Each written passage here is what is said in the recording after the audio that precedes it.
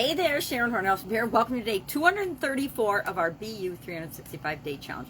Our topic today is with respect to confidence, problems and solutions. And I love this one. I love this topic. I talk about it a lot, but I like it because I got the opportunity to experience it and see it play out in action a couple of days ago. My son got a flat tire on his car and was, of course, stranded and waiting for AAA and waiting for AAA and waiting for AAA. And AAA basically blew him off, just like it did my sisters in Nashville not too long ago, and didn't provide a ride. So he's frustrated about the problem. He's focusing on the problem. And as long as he was focusing and upset about the problem, he wasn't looking for viable solutions. He and my son-in-law were just waiting and waiting for AAA to show. And then when they didn't show when they said they were going to show, they contacted them and they basically said, "We can't find anybody to help you." So I said, okay. They called me and they had come up with a solution that they were going to drive an hour and a half away to get a trailer, and then they were going to borrow a trailer from a friend, and then they were going to bring the trailer back an hour and a half, tow the car to our house, leave it there, and then return the trailer for another hour, 2-hour drive. And I said, whoa, time out, hold the phone. How about if you just call a tow truck company and see if there's someone's close and see what it will cost and just get your car towed right now. So they did that. They were home in an hour, but because they were so focused on the problem and that the solution they had wasn't working, they kept stuck in that circle. And that's what our cards are about today. The first one is a reminder for all of us: there's a solution to every problem. I don't care what the problem is. I don't care what the situation is. There is always a solution. Even if the solution ends up being that we have to decide to just accept what's happened because it's out of our control. I think of this when I got sick when I was younger, when I had a sudden cardiac arrest. That was in my control, but I didn't know it. But once the event happened and the experience happened, it was out of my control. I could focus and beat myself up for all the things I hadn't done or should have done to take better care of myself, but that was all in the past. I couldn't change and fix that. I needed to focus on what am I going to do right now so I'm still here in a few years to continue raising my kids and doing what I want to do on the planet.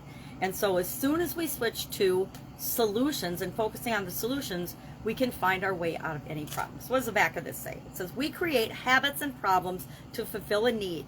When I can find a positive way to fulfill the need, I can release the problem. Whoa, that's a heavy thought, right? I mean, we create our own problems. We create the situations that we find ourselves in that are negative because we really want to get out of another situation. I would say my sudden cardiac arrest was a prime example of that. That's a hard pill for most of us to swallow. If we take responsibility and we take credit for all the good things that happen in our life, guess what? We play a role in all the negative things, the bad things that we see coming up in our life as well. So what's our other card say? It says the law of attraction adds power to both problems and solutions, right? The law of attraction is all about energy and thoughts and flows and things like that. So if we're thinking about, I'll read the back and then we'll discuss it. Okay, it says, the realization that something is not as you want it to be is an important first step. But once you have identified that, the faster you are able to turn your attention in the direction of solutions, the better, because a continuing exploration of the problem will prevent you from finding the solution. Perfect example with the car and the tire, right? As long as you're focusing on the problem, you're not looking for other solutions. The other lesson learned with that situation is when you hone in on one solution and are stuck on that solution and you find that there's a problem with that solution, you got to get to another solution as quickly as possible. And the solution criteria, and we've talked about this a lot with the SOAP framework, how we analyze and how we decide which alternative to use depends on a lot of things. Now, the boys, they're men actually, were looking for the most economic solution, the cheapest solution. But I don't think they were calculating all the costs. How much gas would it have taken to drive all that way? Probably more than the tow truck cost, etc.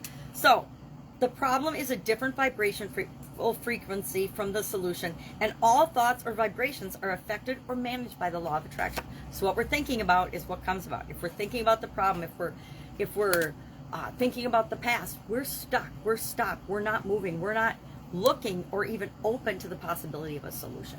So today our action item is to notice as you go throughout your day not maybe yourself, but other people as well around you.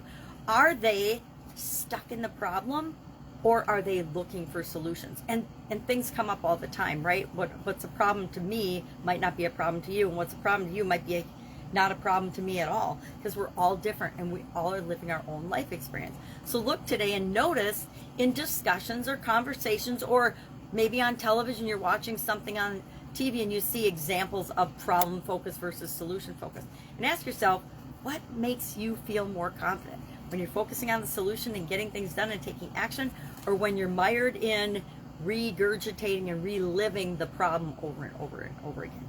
I know for me, I get to solution as fast as I possibly can nowadays, because I realize how much time in my life I have actually wasted complaining, moaning, bitching, commiserating about things that have already happened that I can't change because they've already happened.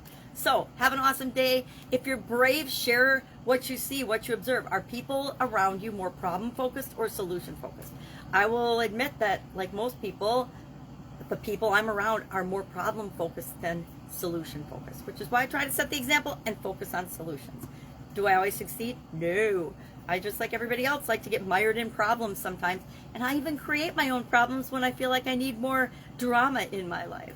Have an awesome day. If I can help you in any way, ask. Otherwise, I will be with you tomorrow with another confidence-related topic for the month of August. Have an amazing day.